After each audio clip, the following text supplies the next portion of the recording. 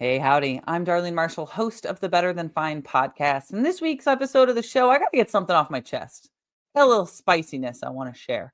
I am so tired of seeing socials where people are bullying about other people's bodies. And even worse, I am really tired of going into consultations with clients and hearing stories about how their former trainers, their former coaches were bullying them in their sessions, blaming them when the programs didn't work, calling them a liar.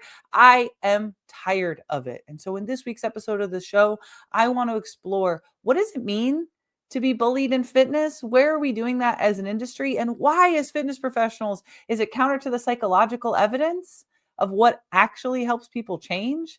Is it also just absolutely unacceptable? And what do I think we should do about it? I'd love for you to listen to the show. And then what I really hope you do is leave a comment about your own experiences and about what you think we should do about it. Do you think I'm wrong? Do you think I'm off the mark? Please do that. Share that feedback with me, but also like, comment, subscribe, share. The show is available wherever you get your podcasts. So let's get to it.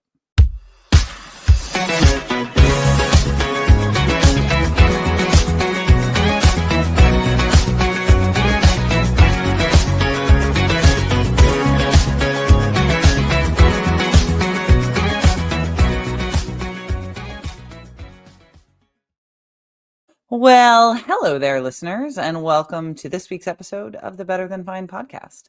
I'm your host, wellness coach, and well-being educator, Darlene Marshall. And when I put myself in the Wayback Machine, if I go back 15, 16 years, where I was at the very beginning of my own fitness and wellness journey, I was a huge fan. This is a little embarrassing, like to look back from it now and look back to then, if I could put it through the values of then, to admit that I was a huge fan of the show, The Biggest Loser.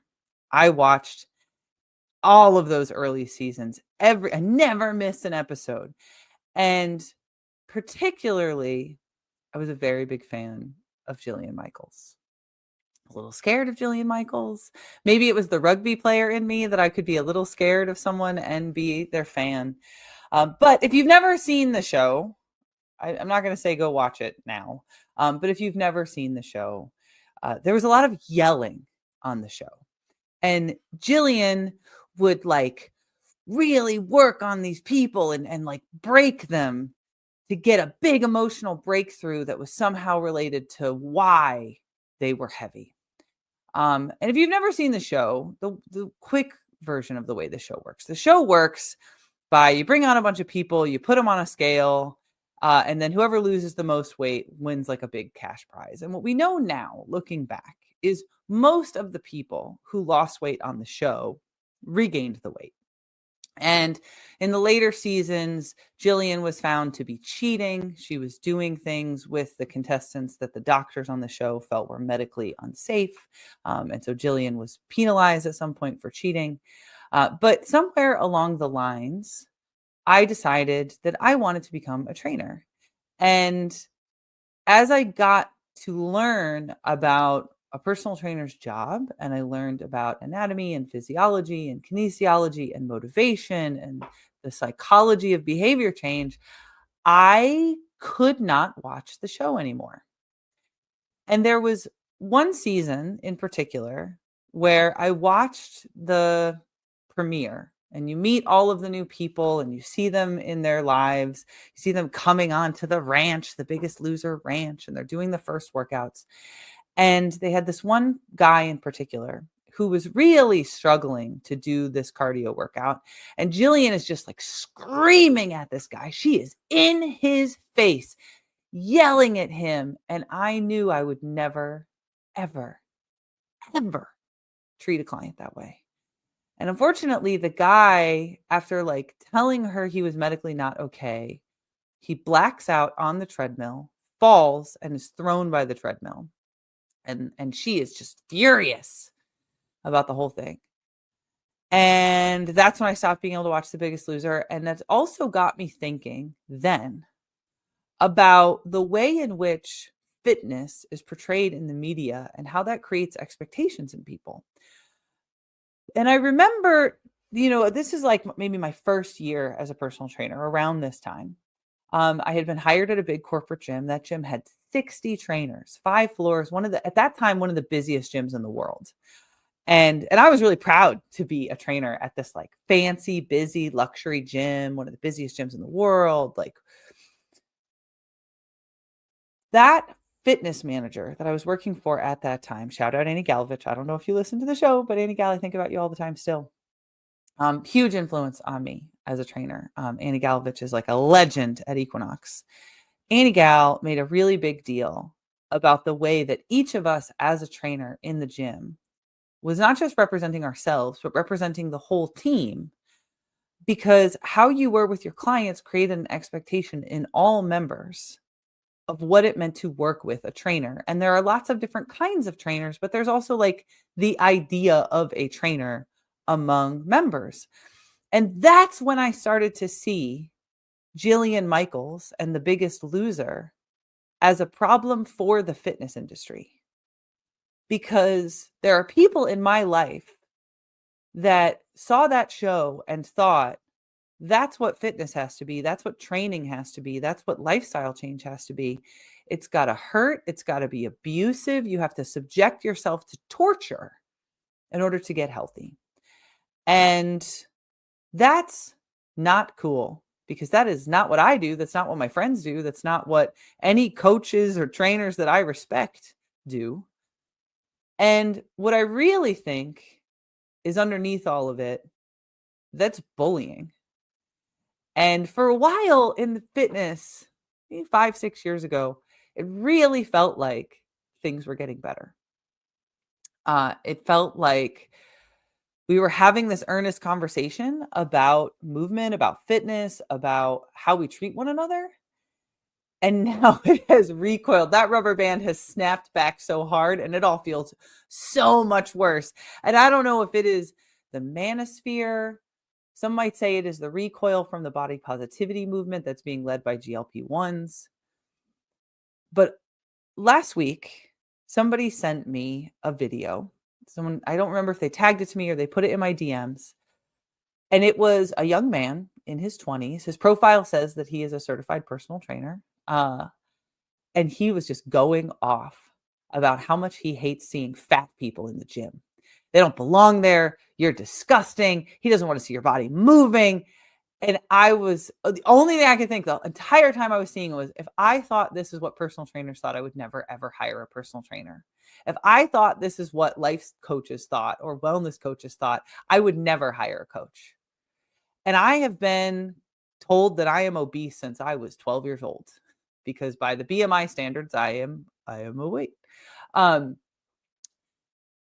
I was embarrassed for us as an industry, seeing this dude pop off and think it was okay. So I want to talk about it. Because just a few days ago, I was doing a consultation with a client, and they shared with me a very common story that I have heard in my career, the themes of this story. So this is a very well-intentioned person who for a long time has been prioritizing their health. They move their body, they have physical hobbies they love, they generally eat pretty healthy.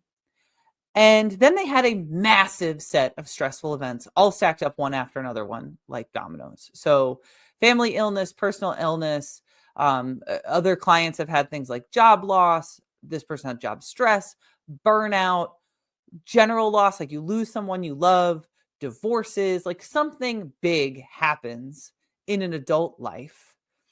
And in that state of struggle that is inevitable in a human life, they're not sleeping, and their recovery starts to slide from their workouts. Maybe they're drinking a little, maybe they're smoking a little pot. And along with that, if you know anything about what sleep deprivation and stress do to the mind and the body, comes brain fog, depression, memory issues, and a bit of weight gain.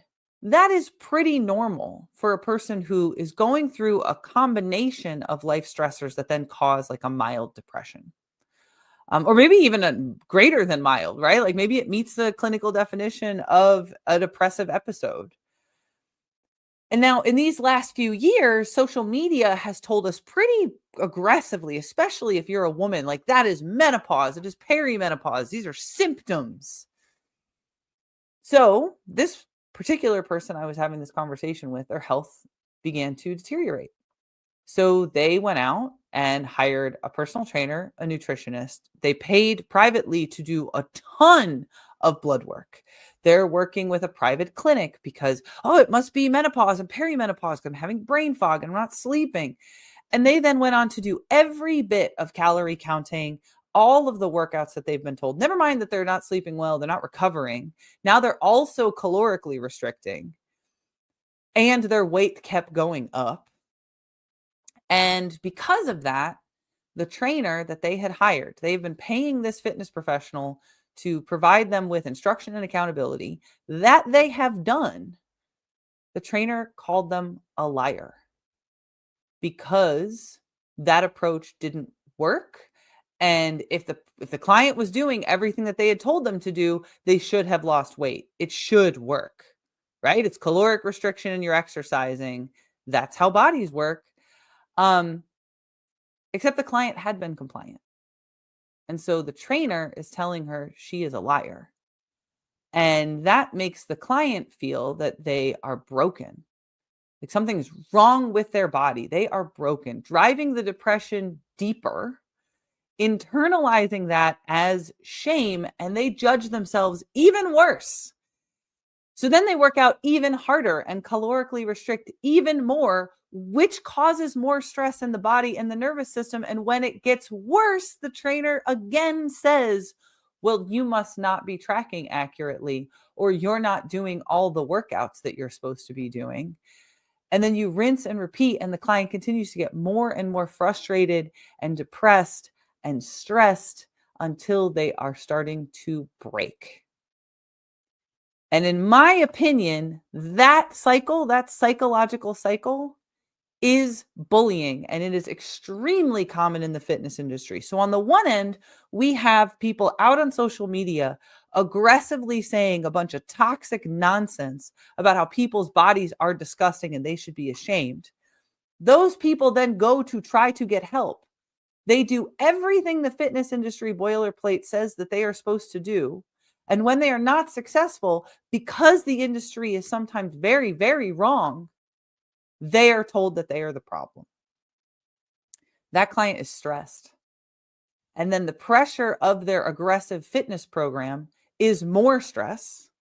And then aggressive caloric restriction driving food obsession and disordered thinking around eating is even more stress.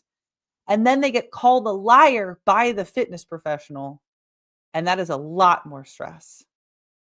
And I was taught to do this, not by that fitness manager, she's incredible, but other trainers early in my career, when I would go to one of these other very successful trainers in this corporate gym that I was working in, that's what they would tell me, right? Calorically restrict, work them out really hard. And then if they don't get results, it's because they're not doing what they're supposed to do outside the gym. Can't possibly be that the model's broken. So I was taught to believe that if I wrote a good program and I was giving my clients like macro targets and they weren't losing weight, it's because they were lying to me. And the thing that finally burst the bubble, probably 5 years into being a trainer and seeing this pattern over and over again, was I had clients that I knew really well and I liked them as people and they trusted me and they were extremely vulnerable with me. And so I knew they couldn't be lying because they wouldn't lie to me, because we had that kind of relationship. And that's when I could recognize that something else was wrong. And I started looking at other things. And that's when I came to believe that what we're actually doing is unintentionally bullying our clients. And as I came to study well-being and I got deeper and deeper into the psychological research, I stumbled into research on shame and guilt and motivation and consistency. And that research is pretty clear that when you are motivated by shame and guilt, that is a form of stress psychologically. And yeah, for some people that gets them started, and then fitness starts to feel good and maybe they reorient some things in their lives. I'm not saying it never has utility. But when that person starts to struggle in their fitness. And we meet them in that place with guilt and shame and blame. They are demotivated and it hurts them psychologically. And if we are truly taking a holistic approach to fitness, if we are the thing that we say that we are as wellness professionals, we would never do that, because now I'm damaging the psyche to motivate the fitness. That doesn't make any darn sense. It's definitely not holistic. And mostly what I see, if I'm being fully honest, in the fitness industry is bullying of fat people, right? People we perceive of as fat. And we know from the psychological research that shaming fat people for being fat does not make them want to come and take better care of themselves. It makes them feel like these spaces aren't for them and drives them deeper into rejection and depression and the couch. And it's nonsense. It's absolute nonsense. So where I land in all of it is every single person on this planet has a body. And fitness is about caring for and learning about and connecting with and seeing what our bodies are capable of. Strength training is about making a body strong. Cardiovascular training is about making a body cardiovascularly more healthy and have greater cardiovascular capacity. And by that definition, fitness is for every body, because every body, not everybody, but every physical material body deserves to be cared for and stimulated in ways that help it be healthy and high functioning, whatever it means to that person. Because it's also super ableist to sit here and say that, like there's a few certifying organizations out there who have like a spectrum, a continuum of wellness, and they define wellness as when you don't have medication and an absence of disease. Let me tell you, I have a genetic condition that affects the connective tissue in every system of my body. It's genetic. I will never not have that. Sometimes it needs to be medicated. So does that mean that even as a highly qualified wellness professional, I never get to be well? To imply those things is not just ableist. At some threshold, it becomes bullying, because you're excluding people. You're telling people they don't belong here. Get out. Because you are where the state that you're in the body and the circumstances that you're in. That is nonsense. And I am tired of it. So I think we need to decide as an industry that we are not going to tolerate the bullies and the jerks. We have to step up and shun them. We have to tell the Jillian Michaels of the world to sit down, because we have to stand up for these spaces and protect our potential clients. It is not up to the person being bullied to stop the bully. It is up to the people that have power and authority. Right? If we make it a classroom, it's not the little kid's job to stop their bully. It's the teachers and the principals and the parents. We, as fitness professionals, as wellness coaches, as personal trainers, we are the teacher in the room. And I don't want to hear the bullies anymore. Sit down. Because everybody deserves to be part of fitness and wellness. And we have to let clients know during consults and during early sessions, when they tell us that they have been bullied by trainers, that it was not their fault. I can't tell you the count. If I had a nickel for every time I have had a client cry in a session because I validated that the way they were treated by someone else in the industry was not okay, I'd at least be able to get a fancy drink at Starbucks. Because the feeling in them that they were wrong, that they are wrong, they become identified with that. And when I say, with my certifications and degrees and getting to be on the NASM podcast network, I'm a person of authority. Okay. Hey, that wasn't you. That trainer was wrong. It's not okay. And then I watch them cry because of the relief, of the grief and the shame that they are wrong. That's what we're doing to people when they treat them this way. And it is unacceptable to me. We got to do it in our gyms. We got to do it in our podcasts. We got to do it on our social feeds. And we got to do it in person to one another. And if you see somebody in your space as a fitness professional treating other people that day, recording them, mocking them, tell them to sit down and shut up. because it is not acceptable. Fitness is for everybody. And that's it. That's all I got. I rant ended. Thanks for coming to my TED Talk. I feel so strongly about this, and I have from the beginning of my career, as somebody who really genuinely thought that I did not belong in the industry and I could not be successful because of my condition, because of my weight. And I cannot tell you how many times I have tried to virtue signal by leading with my illness. Hey, I have a chronic illness, and that's why I might not be what you think a trainer should be. When in reality, a trainer is a highly qualified professional here to help other people take good care of themselves through the tools of fitness. And a wellness coach is that same set of definitions, but with a different set of qualifications through the tools of wellness. And I am both of those things, regardless of my weight, my size, my body fat percentage, my athletic ability, or my illness. And those should not be what define us as professionals. It's our ability to help someone else go through transformative change, and that bullying has no place in that change, especially if you label yourself as holistic. I'm going to fold up my soapbox now. And if you are being bullied by a professional, if you hear me describe these things and you think my trainer does that, maybe reconsider if that's a healthy relationship for you, or if you have a toxic trainer, and let that person go.